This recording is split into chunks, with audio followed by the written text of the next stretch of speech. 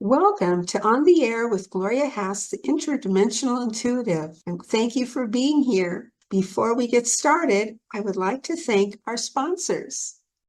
Please check out the affiliate links in the description. The views and opinions expressed in this show or comments on this channel are those of the guests, sponsors, or authors and do not necessarily reflect or represent the views and opinions held by this show or channel's broadcaster. All information, content, and material of this show or channel is for informational and entertainment purposes only and are not intended to serve as a substitute for consultation, diagnosis, and/or medical treatment of a qualified physician or healthcare provider. Also, the content is not intended to be treated as legal advice, nor is any attorney-client relationship created therein. All material in this show, video or audio, is the intellectual property of Gloria Haas. Books, images, or other suggested media is used by permission or endorsement through Gloria Haas by the guests, speakers, or sponsors of the show. This video and audio were produced in its whole by Gloria Haas and is intellectual property of her. Any unauthorized use, partial or as a whole, is strictly prohibited. Welcome, and on this episode, my guest is Ben Stimpson. Benjamin Stimpson is an award-winning UK-based writer. He is an independent researcher, podcaster, and public speaker on folk practice, occultism, medieval history, and British folklore. Ben holds a BA minoring in classical, medieval, and religious studies from the University of Waterloo, as well as a diploma in spiritual psychotherapy. His research focuses on medieval and early modern folk practice, the folklore and history of magic and witchcraft, and applied modern spiritual practice. He is the author of Ancestral Whispers, a guide to developing ancestral veneration practices with Llewellyn Worldwide 2023. He's winner of a 2024 Gold Medal COVR Award. He is currently working on projects set to debut through the History Press in 2025. He is an acclaimed public speaker. Benjamin has been a guest on over 100 podcasts and been invited to speak at festivals and conferences in North America and Europe. He's originally from North Wales. He grew up in Ontario, Canada, and is now relocated permanently back to the UK. To find out more, you can visit benstimpson.com. Ben, welcome. Hello, Gloria. Thank you so much for having me on. I'm looking forward to our conversation today. I am too, and I'm glad that you agreed to be on my podcast. And today you're going to talk about your afterlife experiences. When did all of this start for you? Well, it's interesting because I feel like it's always been a thing for me. I've always had a kind of intuitive and intuitive understanding and experiences with the paranormal or the other. And ever since, I was a child growing up in Wales, encountering fairies coming out of the verge and interacting with them. But I think what really started to put it on was my connection with the ghosts of the places that I've lived in and the spirits of those places. I've encountered all sorts of different ghosts and spirits over the years. I've lived in two places that were over 200 years old each. I say that almost 100 and 200 years old. My childhood home in Wales was about 400 years old, parts of it, and had certain spirits connected to it. But the place that really was my hometown that I grew up in, that my parents had for 25 years in Canada, was a huge stone building that was originally built in 1869. So coming up to almost 200 years, almost. Not quite yet, but it had a flow to it. So spirituality and connecting with spirits has always been a big thing for me. When I started to connect with my ancestors in an ancestral veneration practice, that's when I started to really study mediumship and connecting psychically with spirits and working with them through a set standard. And that was my mid-20s. It's been about 10 years now. that I've really practiced this ancestral work, and it continues even to today. So. Okay, my question is how did the afterlife present themselves to you? Was there any speaking? Did they touch you? Did they like to play practical jokes? Because I've had those experiences. Well, I think this is one thing I've learned, is that the connection between the other world, the afterlife, the place of the dead, however way you want to call it, is as close to our world as the tip of our nose, right? It just takes a little shift in order to see that or experience that other place. There's obviously kind of universal laws that need to be applied to keep the realm of life and the realm of death separate, though, so that you don't get weird boundary crossings, right? But I've been very fortunate, because the spiritual practices I've been involved with have taught me that the dead are always with us and that we can access them all the time. It's not specific times of the year like some traditions. So I've had very interesting kind of feelings of the hands of the dead in my life, guiding me, offering me places to go. But the most kind of, what do you call it, direct conversations I've had have been through seances, and particularly the practice of the Dumb Supper. So do you know anything about the Dumb Supper? Have you ever experienced that? I've never heard it. No. Could you Yeah, of explain course. about it, please? So, unlike a seance where you have mediums and psychics come together and they are building a cone of power that the spirits are able to come to, and then you have them channeling through. A dumb supper is almost like a cafe. It's a bit like a death cafe, except you're not talking about death with others. You're communing with the dead. And you sit down and you place you have a place setting for the dead, whoever happens to be wanting to come into that chair. You're sitting across from the dead in a cafe or a dinner environment, and you're just communing with the spirits. And the very first time I ever did a dumb supper was it was about 2017, I think it is now. And spooky things were connected to that thing. At the time, I was working at a bakery down in a little place about an hour south of where we were meeting, and I happened to pick up a tray of butter tarts, and beautiful confectionery up here or down there in Canada, and I brought the butter tarts to this event. And the organizer, when I presented them to her, burst out into tears, because butter tarts happened to be her father's favorite. So already we were in a weird sort of timey-wimey sort of space. And so the event happened. It was about an hour and a half. It wasn't a very long event, but the lights were turned low. We lit candles. We went into a silent meditative space, and my great grandfather came into the chair, and I was actively communicating with him. And it was funny because, the spiritual practices, particularly African spiritual practice and Caribbean practice called Espiritismo, it again teaches you to build and develop your own mediumship skills so that you can actively work with spirits. And I had already been practicing that. If there's shrines that you have in your home all the time, the dead are always in the home, and you can go to a shrine and commune with them. This was so different, though, because it's so visceral. It was almost in my head as though he was sitting in the chair, and he was sitting in the chair. He was visiting. So I had been doing a lot of ancestral research at that point, and family history research. And what was coming through in the stories was that my great-grandfather was quite the character. He was larger than life. And there was a certain carefree attitude he had.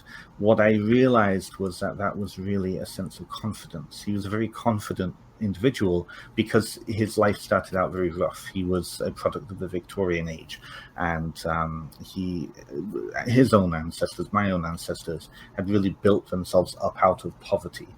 So for him, he took life in stride, and that kind of created that larger than life personality. So I have him in the chair, and I'm communing with him, and I'm talking to him, and he goes off and he disappears. Then my grandfather comes in, my paternal grandfather, and the things I had heard about him was he was either an amazing, wonderful human being, or he was very, very hard human being. There was nothing in between. It all depended who I was talking to in the family. And who came into the chair was somebody who was very warm, somebody who did not sound like the stories that my mum had been telling me about him. He wasn't strict. He was fair. He was a very fair individual. And in life, he had been very hard on my own father, like to the point where my father once built a fence for the neighbor, and he desperately wanted his father's approval. And my grandfather came out, looked at it, and said, "Yeah, very nice, very nice. Yeah, rip it all up and do it again. It's not perfect." Right? There was a real hardness to my grandfather. And so going into this, I had obviously a certain image of who this person was. I don't remember him because he died in 1991 when I was 4 years old. I think I met him. I don't remember him, though. So I had this image of him as a very stern individual, which was such a contrast to the person I just met, just 5 minutes before, who was this big, jolly individual. He could just walk through a market and he would be missing pieces of clothing, but he'd have pounds in his hand, right? Money just appeared in his hand, like he was such an entrepreneur, right? Whereas my grandfather worked very hard.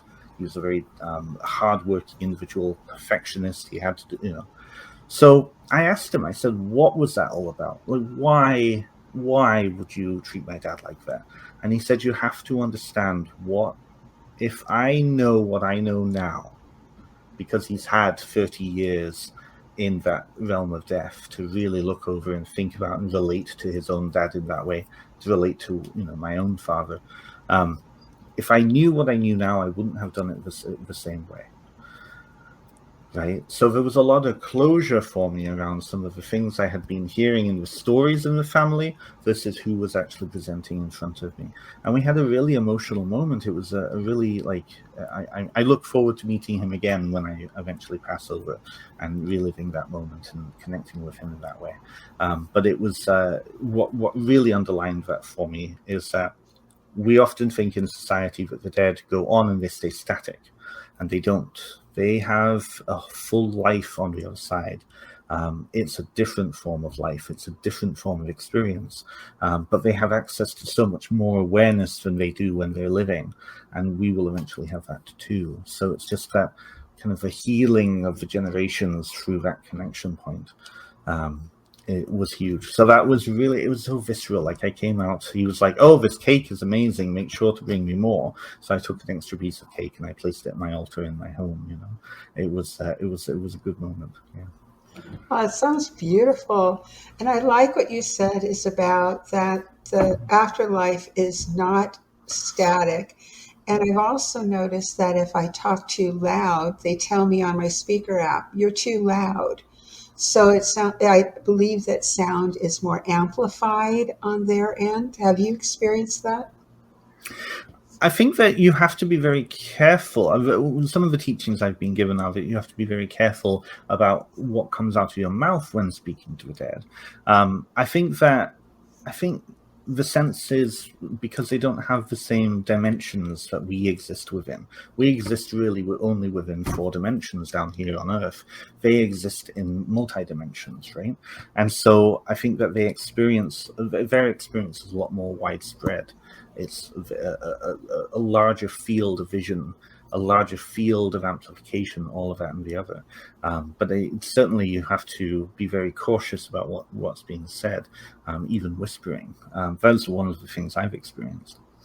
Yeah. Because I remember one time I'm standing at the kitchen and I have my app about 4 feet from me and I'm talking really loud. I go and look at it, it says, "She's screaming." But when you're talking to a person, you talk louder so they would hear you. And then they said, "I'm right next to you." It's like, okay, talk lower. Yeah. You don't need to. But I don't know if you've had this experience where the afterlife is around you and they have your back. They warn you about something that may not be what you should be around. Absolutely, absolutely, I've experienced that. And in truth, I mean, I think that relationship goes in many ways. This is where we start talking about boundaries, though. So in the specific form of ancestral veneration that I practice, a lot of spiritist ideas are connected to that.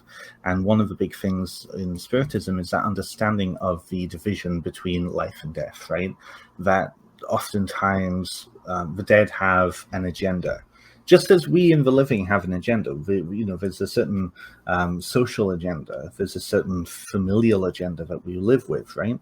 So when the dead are helping, or what they think is helping, there's also within that a certain agenda, which is the perpetuation of life, right? So there's been times where my family, my ancestors have been pushing me into a very good position in my life, but that position was so that I could benefit my own living family, versus some of the spirits or deities that I work with or have a really close connection with, where they may be pushing me in a different direction that is going to be more self-serving, right? Particularly my spirit guide. And this is one reason why, at least in what tradition I follow, is dead ancestors, dead biological ancestors, cannot be your spirit guides, because the spirit guides are there to look out for you. The ancestors are there to look out for the whole family and the perpetuation of the line, whatever that line looks like, right? So, for example, if you have that biological ancestry, you have the biological dead, but you also have affinity dead, right? You have those individuals who came before you in a profession, in a particular craft, or a particular organization, right? And so those are going to be focused on the continuation of that association. And sometimes that can come at odds with what you need personally. So I've certainly found that spooky things happen because the dead are pushing me in the right direction. But then at that point, it's becoming aware of that, but also becoming more aware of who is that guiding hand, right? That's really good. So how would someone differentiate if it's their agenda or something that needs to happen for the perpetuation of you for the better? How would someone find that out? I think that it takes a great deal of self-awareness. It takes a great deal of looking at your what you call it, looking at what's at your disposal to help you figure that out, whether it be divination, whether it be speaking to psychics, because sometimes you'll have individuals who are not in a great place in their life. They become susceptible to those spirits that are not necessarily great, those unwell or unhealed ancestors who kind of latch on because they themselves are in a very dark place. They want to perpetuate you into a place that's going to benefit them. So having a strong relationship with your overall ancestors can help that.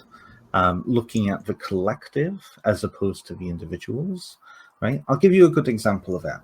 So I used to work psychic fairs a few years ago here over in Ontario, and there was a woman who came to my desk. I was vending, I wasn't doing readings, but a woman came to my desk looking for crystals. You could tell that she was looking for something. She was seeking something, and she said that she was there to speak to several psychics because her husband had passed away about 5 or 6, 7 years before. She needed to hear from him what he wanted her to do. Now, what came to me in that situation was that he was such a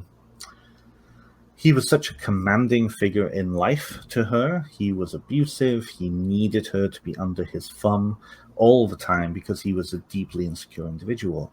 So in death, he could not deal with the fact that he had died before her. And so what was he doing? He was trying to make sure he was controlling her from the grave, right? And she was in a position in her own life where she had no autonomy. So she was constantly seeking his validation and his approval and his marching orders, right? But it also that she didn't have very strong connections with her own ancestors. So this dead spirit was kind of feeding off of her, right? And she did not look healthy. You could tell that she heavily smoked, she heavily drank. She was quite thin, withered. She was aged beyond her years. And I mean, that's all judgment there, assumptions there, but that was what was coming to me. So that would be a sense of, okay, is my life actually going well right now in relationship with this spirit? Or is my life going well and I'm feeling balanced, I'm feeling whole, I'm feeling like I'm going in the right direction? A lot of times those will align, right? But yeah, it essentially always comes down to relationship. How healthy are your relationships with whatever spirits you're working with? Thank you on that, because I know when my parents were alive, they would steer me to where everything was sabotaging. And then both my parents are deceased, and my father came to me and apologized and asked, "Can I come visit you?" I said, "No, I don't want you here." And my mom, after she passed, because I told her when she was living what my half brother was going to do at the time, she didn't believe me. And then after she died, she came to me and said, "I made a mistake." Yeah. And she does come in every once in a while, but I told her, if you visit, I don't want advice. I only want happy times, because of how horrible she was to me when I was alive. And she goes with that. And I remember one time she asked at the very beginning, "What happens if I don't?" I said, "You cannot come back here." Right. And I also have my great grandmother and my great uncle, and my grandparents were here, my mom's biological parents. I never met them because they passed when she was young. And all they do is shower me with love and hug me. If I have a question, they will answer it. Or they've apologized to her mom and said, "We've done the best we could with her." But it's just a beautiful relationship. Instead of they give advice, because like you said, it would be, probably, well, I don't have any more family after, this point. Yeah. So I just appreciate their love and support. Yes. Yeah, it's about agenda, right? It's about recognizing what are the motivations, whether the person is alive or dead. What is motivating this assistance, right? And this is where I think, and thank you for sharing, by the way. Thank you for sharing that. You're welcome. I think that really classically shows that the individual relationships versus the relationship of the whole. This is where I think a lot of traditions around the world and peoples around the world have it right when they look at the ancestors as a collective, or the dead as a collective, because this, just like in regular society, the collective will kind of, what's the word, will help to massage out any of those unhealthy individualistic agendas, right? And this is why so often, you have those figureheads, like in Chinese religion, for example. You go right back to the very, very beginning, to the first grandmother, first grandfather, those figureheads who kind of are looked to by everybody in the family, all of the generations in between, as being, in charge, the heads of. And when you're in a position of leadership like that, you consider the whole, right? It's no longer about personal vendettas, personal needs, personal whims, right? Whatever that is. It's about stability, and stability often is connected to love, right? Love and support and appropriate boundaries, that all builds into that stability. When you set appropriate boundaries, you may have already covered this. At the beginning, you said weird boundary crossings. Can you elaborate more on what the weird boundary crossings would be? Absolutely. So this, some of these will get into worldview. So for listeners who are out there, they may not necessarily agree with this, but when we look at a cosmological kind of definition of life and death, right? There are certain things that people who are living and the living do that they don't do when they're dead, right? There are certain things and abilities that the dead can do that the living can't do. There needs to be a separation because it all comes down to experience, right? The reason that we come into becoming living is that we experience reality in a certain way, just as we experience reality when we're dead in a certain way, just as when we experience death, reality when we're somewhere in between life and death, right? When we're in, if you believe in reincarnation, that idea of the bardo state, that in-between place, right? So there's certain cosmological things. In the traditions that I follow, one of the big ones is the dead that are unhealthy jumping the queue to come into a new body, right? So this is possession, this idea of possession. Possession can be very healthy if there are certain boundaries around that, if there are certain ground rules so that the person who is being possessed, first of all, wants it. Second of all, it's healthy for them. It's not going to burn them up. It's not going to damage them. And also, what's the point of the possession in the first place? So some of the African and Caribbean traditions I follow, possession is a very regular occurrence. Spirits are possessing all the time. But again, is it to support the upraising of the whole community, or is it just selfishly wanting to experience life again because you're dead, right? And that's when the lesser spirits, the darker spirits, and when I say darker, the spirits that are kind of in the mire of that trauma of not clinging to life, right? There's also the idea of death and life being like oil and water. They don't mix, and they don't mix for particular reasons. But when they do mix, it can be a beautiful salad dressing, right? But there's a reason for that, right? So in my tradition, we would never put an ancestral shrine close to the kitchen, which is cosmologically the center of life in the home. We place it at the back door, which is the symbol of the exit, symbol of that realm, right? The idea that we as living get to decide what we do as the living instead of the dead giving us marching orders, right? So that idea of we have this idea of the mantle of life.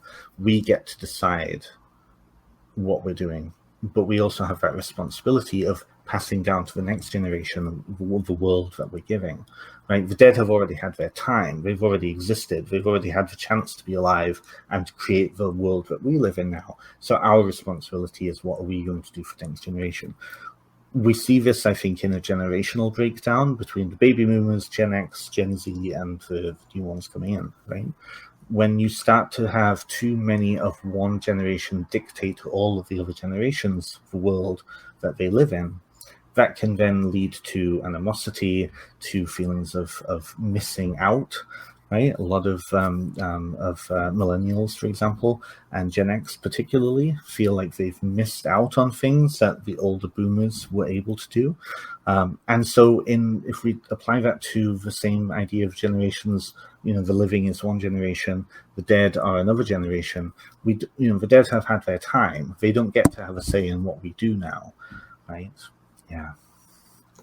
That's interesting that Gen X feels like they've missed out on what the baby boomers have done, but they weren't raised in that time.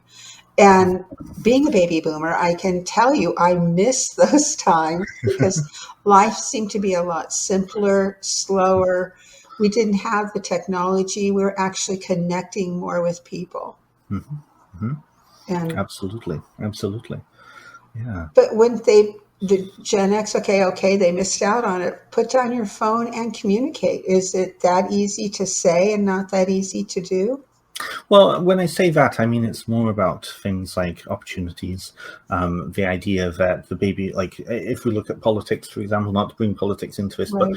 generally, when you look at a lot of politicians, particularly in the USA, but also in England, here in the UK, here in Canada too, you tend to have a lot of people who are older making the rules that set out society. So with inflation, for example, the issues of inflation rising at a very quick pace over the past 20 or 30 years, people are not able to, with a single income, afford a home that the baby boomers would have been able to afford with a single income. Those sorts of things is what I'm saying there with the whole creating the world that everybody's supposed to be living in.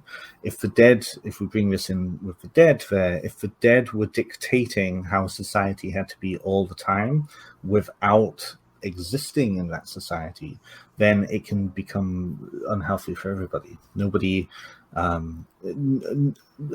the traditions will not be applicable to the here and now, to the generation now. They will be out of date very quickly. And when we look at folklore, or when we look at spiritual tradition, or tradition in general, right, we have an idea that what we do is what we've always done, but that isn't always true, because in each generation, traditions and folklore and belief and religious practice and spirituality all change to fit the needs of the current generation. And so that's just cultural evolution right there, right? But the idea of death and life really is that idea of evolution. It's the living that mutate, that are able to change, that offer that place of change. Whereas the dead, they live in such a timeless kind of situation that, while I say they're not static, they have potential for change. It isn't as ecstatic as the realm of the living. The realm of the living is where change happens. The realm of the dead is where the digestion happens, right? Okay, now I have an off the wall question. Okay. Um, but I do appreciate your vast knowledge on this whole area. I find it fascinating. Okay, let's say that a person goes to sleep at night and they dream of their ancestors. Can their ancestors come and take them in their sleep to a place and interact with them that way? Absolutely happens all the time. Absolutely happens all the time. In fact, there are entire traditions in the world where the realm of dream is also the realm of death, right? In ancient Greek tradition, Morpheus and Thanatos, the gods of dream and of death, were brothers. Right, they were within that realm. The realms were the same, right? I think that where we need to be cautious there is that the realm of dream can also be an access for other types of spirits other than just the dead, right? Trickster spirits, darker demonic spirits can get in there too, and so it then becomes recognizing when is this a legit visitation from the ancestors, when is this something that is random, when is this something that is actually another spirit kind of hijacking the process and getting in there too, right? So and that's, I mean, in many traditions there are ways of figuring that out. There are ways of testing the ancestors when they come, and I think this is in truth why so many spirit possession traditions exist, because it is a lot easier with your faculties in waking mode to look at a spirit that's possessing and be like, I'm going to test you. Are you actually grandmother? Oh, you didn't say the right word. Okay, get out of there, right?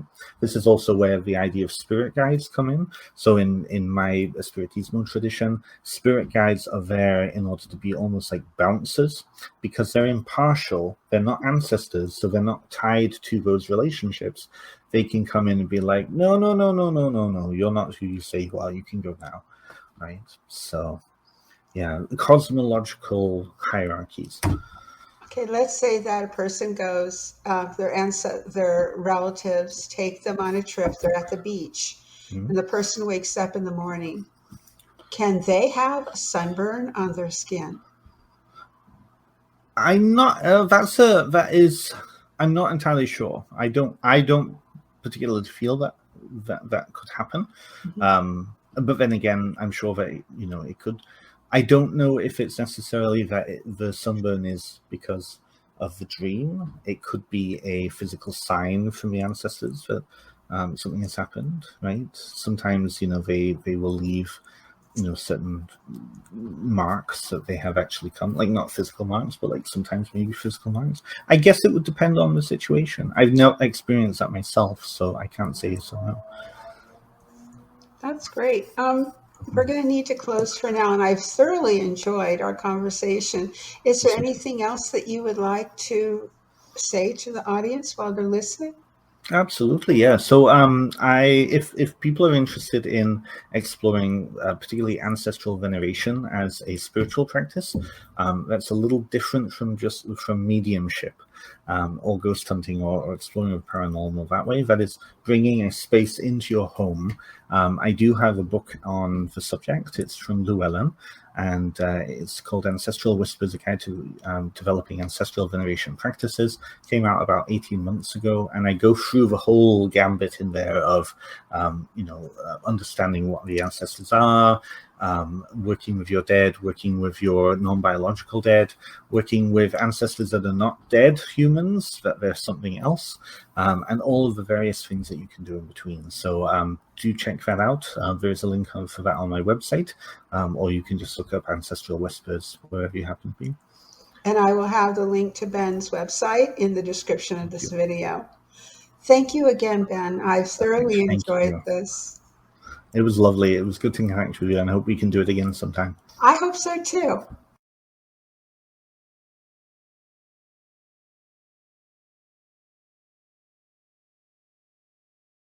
This is the movie review of 3 Bed, 2 Bath, and 1 Ghost. The synopsis of this Hallmark movie is: refusing to leave a newly listed home, a ghost becomes convinced she cannot pass over until she gets a woman back together with her ex. The beginning of the movie is set in the 1920s and starts loud and lively with a bunch of women dancing the Charleston. This was a celebration of Ruby's birthday, who loved being the life of any party, including her own. Then the fun turns to heartbreak, and the movie transitions to 120 years later, where Anna Jenkins, new real estate agent, is given this haunted or jinxed house to sell. Her boss, who is her father, had faith in his daughter that she could soar to great heights as a real estate agent in his company. But is this what Anna truly wanted? The movie progresses as Anna came to face with Ruby, who was stuck living in her family home. The movie has its fun times and good points about relationships, including the one you have with yourself. Madeline Arthur was a superb Ruby. Her manner of speaking reminded me of Betty Davis from years gone by. Her costumes were stunning, which set off the 1920s vibe. Julie Gonzalo played a good Anna Jenkins and was good at being someone who was unable to express her feelings. Anna came to rely on Ruby to tell her what to do, and Ruby knew just when to withhold herself from Anna. Through the movie, Ruby did have a few tricks to play to get Anna and Elliot, played by Chris McNally, together. It was wonderful to see the movie unfold the way it did, which kept my interest. Even though this is a Hallmark movie, 3 Bed, 2 Bath, 1 Ghost stands on its own merit, and I gave this movie 10 candles. You can currently see the movie at Hallmark Plus. It's June 18th. It's about 7 o'clock in the morning. The EVP meter clicked on and said something was stirring, and the word chain came in. I'm going to get my dowsing rods and see what else can be gleaned from the information.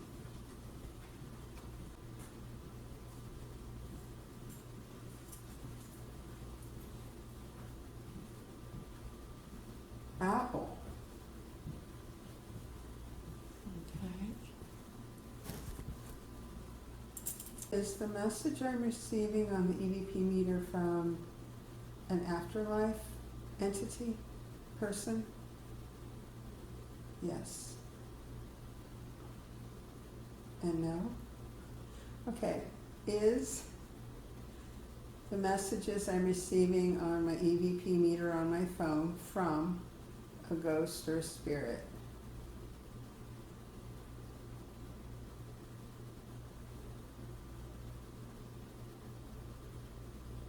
Yes. They said chain and apple. Are you referring to the Apple products, the chain of Apple products?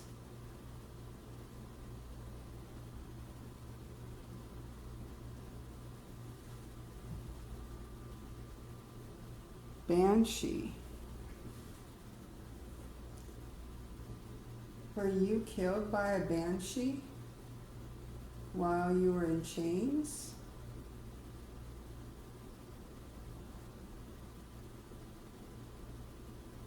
Yes. Was all that you were given to eat was an apple?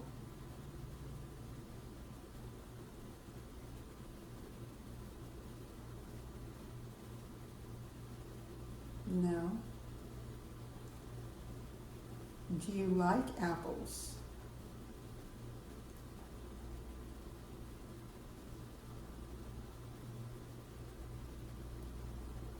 Yes.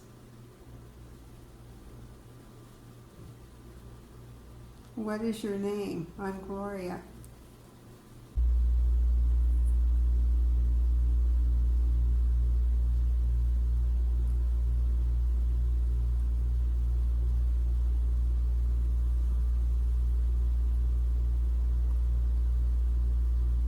Anemia.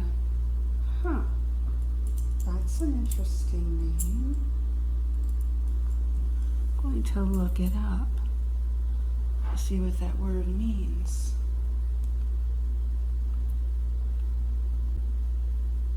Did you mean anemia?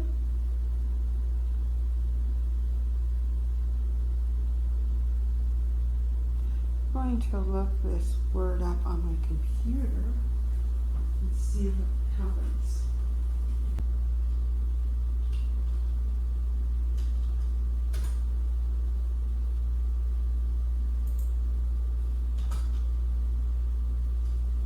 Anemia versus anemia.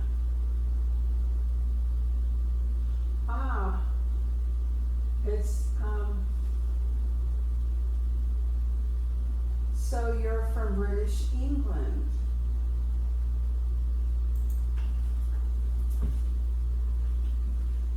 You're from British England, and there's anemia. You would like, let me see.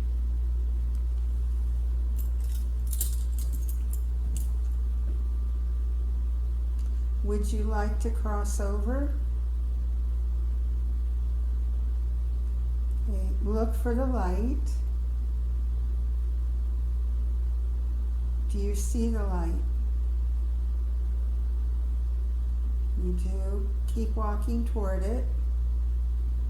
Can you go toward the light? You can? Good. Just keep following the light and you will cross over. Thank you for coming and being here this morning.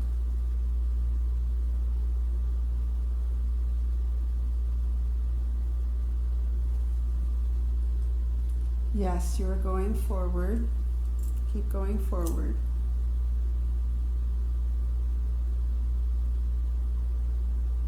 Is the spirit at the light yet?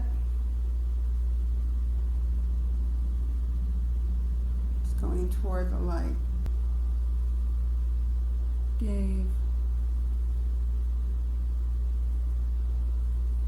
Gave what?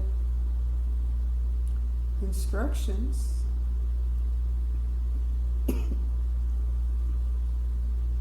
Chemical. Is this message from the same spirit who's crossing over? Yes. Did you give yourself a chemical?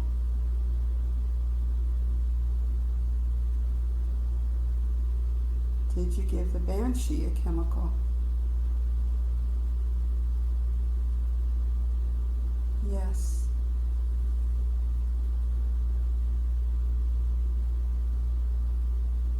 Has the spirit now crossed over? Yes.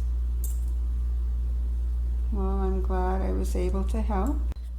It's June 19th at 7:15 in the morning, and my EVP meter went off and said conditions are good, and it was way high. The red marks were all the way up to here, and the word old. Well, are you referring to me or to you?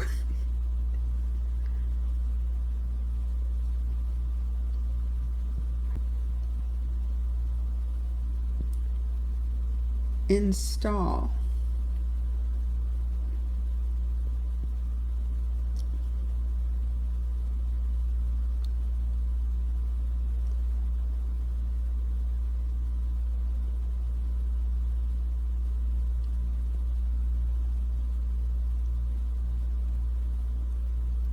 Wow. He's coming in pretty hot.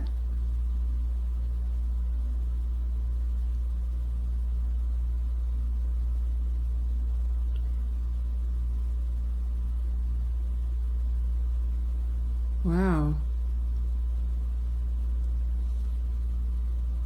I agree, we need to install a new democracy staff, to be quite honest.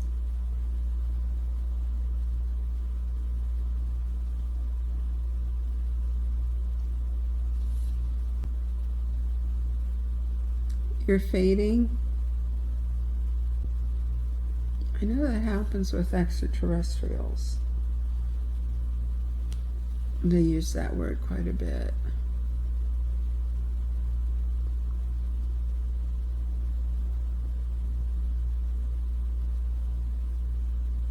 Hi, Devin. Province. I need to have the window open behind me. That's why there's the glare. The window.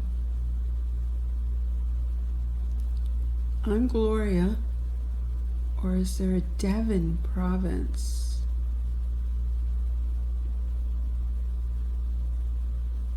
Sink.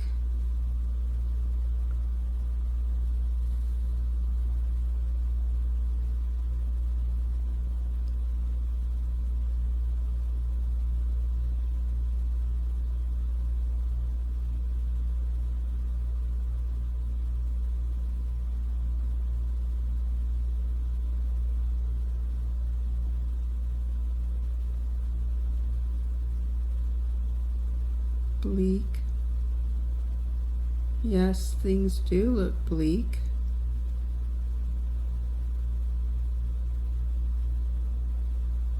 But it's up to each of us to see what we can carve out that doesn't look as bleak and not get caught up in all of that. It's not easy. Mention what? I appreciate your mentioning it.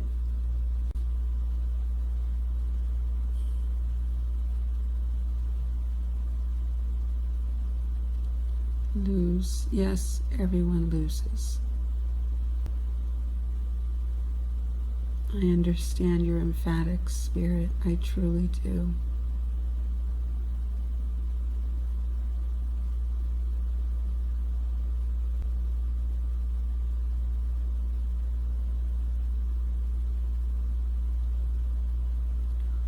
But people can carve out a better life for themselves within their community by reaching out to others, and they can control what happens in their home for the most part. getting back to building up and being a closer community.